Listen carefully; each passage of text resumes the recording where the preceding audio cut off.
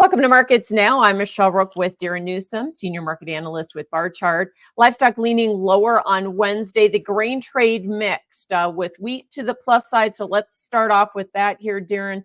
You know, we've had a 5-day run in that wheat market. Is this still just short covering, or is this market really concerned about production issues? You know, we've been hearing headlines even in India with some shortages there. Yeah, you bring up a good point. India is not going to buy from the United States. Egypt's not going to buy from the United States. They're buying the cheap wheat from Russia. Russia's just filling, is shipping out as fast as it can, not only its own wheat, but also what it's taken from Ukraine. So, the world isn't going to all of a sudden turn towards the U.S. If they're short, I don't see it as a big adjustment on the global supply and demand table. We're not going to run out of wheat, certainly not going to run out of wheat here in the United States. So, given that and looking at our three reads on real fundamentals, which is a cash index, national average cash price, basis, and future spreads, they're all incredibly bearish, particularly in Chicago.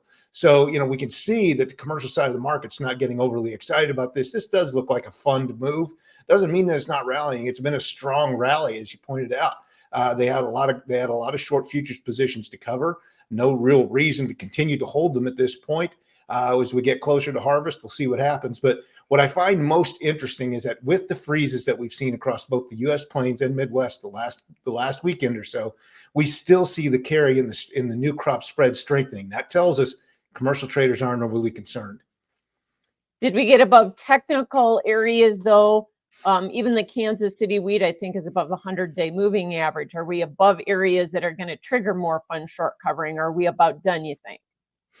I think there's probably still some room to go because early this week, I can't remember if it was Monday or Tuesday session, like July, Kansas City popped above its previous series of highs. And so, that does open the door to an extended rally. We'll see how much further it wants, how much more buying it can find. But yes, it has done some interesting things technically.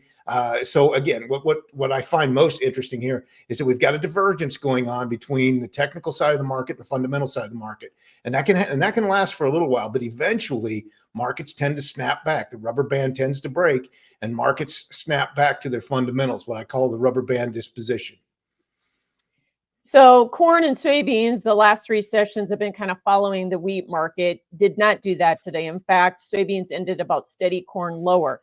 So do you think we just kind of ran up into chart resistance there? I mean, are the funds done covering shorts in those markets too?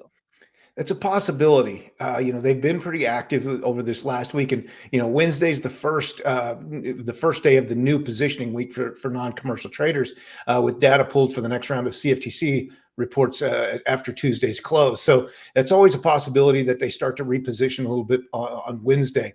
Could there still be some more covering to come? Absolutely.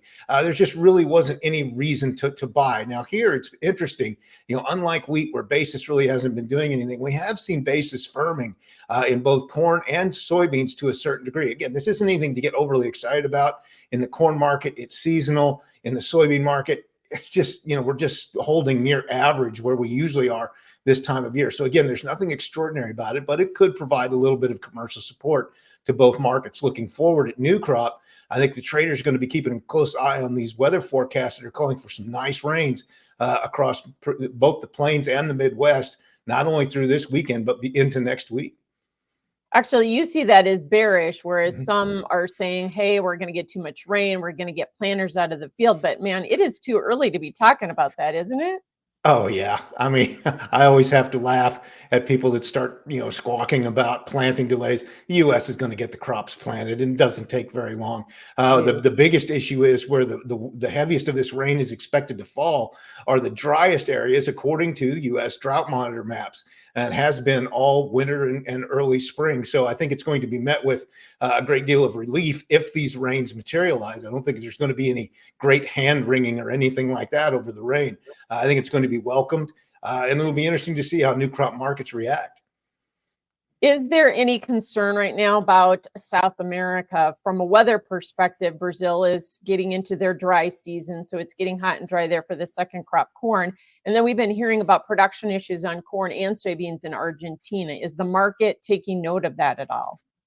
It's possible, because we have seen, we still see in those deferred spreads and the future spreads, there's not a lot of carry out there. It's neutral at worst, leaning towards the bullish side in both corn and soybeans. And so there's a reason for that.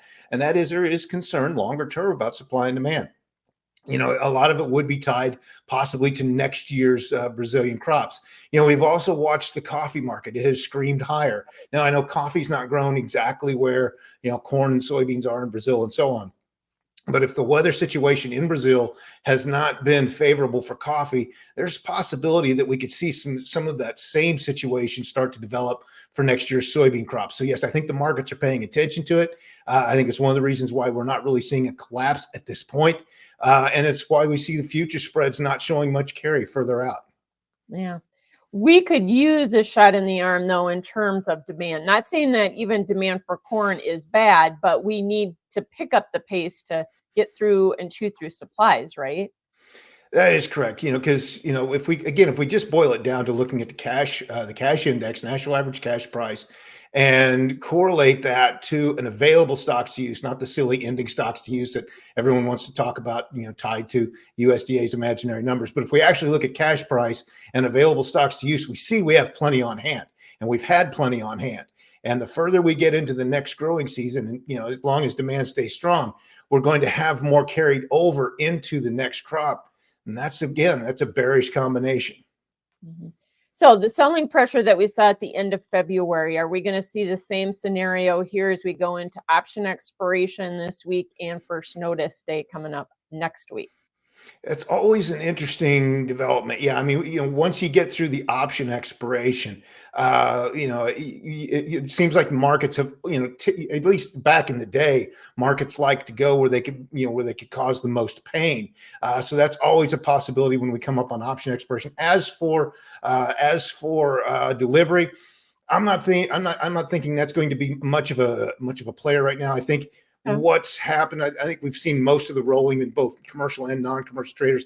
They've already moved out to the July. You can kind of see it in how the cash indexes are coming out every evening. So I'm not looking for delivery to have a huge impact, but there's always that chance with option expiration that certainly could. Live and feeder cattle futures seeing some pressure on Wednesday. So is that some routine profit taking? Because we did get up into some resistance areas on the charts, or were we chasing these HPAI headlines again? Probably a combination of both. I think the headlines came out, and those who were foolish enough to try to play the cattle on feed numbers, which the market actually knew back in March, they jumped in on Monday, early Tuesday, and then they see these headlines come out on Wednesday, so they probably start getting out. What I found most interesting was the commercial side, who was selling on Monday and Tuesday, didn't really have much to do with Wednesday session as the market started to fall back. So, now we'll turn our attention to the cash markets this week. The other thing that stood out to me about Wednesday session, if we look at percentage change, the largest sell-off came in the class 3 milk. Again, not a huge surprise given the headlines, and we'll see how long that lasts. Yeah, no doubt. Okay, let's talk about some outside markets. Gold, silver, crude oil, all have had a pretty good correction here, especially the metals. Are we taking out some of that geopolitical risk or concern that we had? Yeah, and it's crazy to me that again, just as with the folks who are saying the rain's going to be bullish in the grains, the fact that the U.S. House passed a bill and then the U.S. Senate passed it as well, for aid to Ukraine, Israel, and so on. The fact that this was perceived to be, a lessening of geopolitical chaos, it strikes me as odd, because to me it's just going to up the ante. The agents of chaos around the world now say, okay, so the U.S. is going to come down on the side of Ukraine, going to come down on the side of Israel, and so in order to continue to kind of push this economic destabilization and political destabilization and everything around the world, they're going to have to up the ante. So I think we should be looking for more headlines, more more increases in violence, more increases in occurrences of violence. So I think really at some point, I think you're going to see the investors step back into the gold market for that very reason. Yeah. And speaking of some outside market headlines, of course, we do have PCE out this week. Are we going to start the whole inflation talk again, you think? Yeah, I mean, it's been what, 2 or 3 days since we had the last round of inflation talk. So, Yeah. yeah, I think it's going to heat up again, and with gold coming down and the dollar holding firm, I think from from a commodity side, from a market side, that's going to add a little bit of fuel to the fire. So again, we'll see if investors react to that, if they step back into the gold market, or if they're just going to let it come down. I mean, this is what happens when you go straight up. You don't leave yourself anything to come back down to. There's a huge vacuum under the market. And we're certainly seeing that play out in gold and silver at this point. Yeah, no doubt. Thanks for joining us, Darren Newsom, Senior Market Analyst with Bar Chart. That is Markets Now.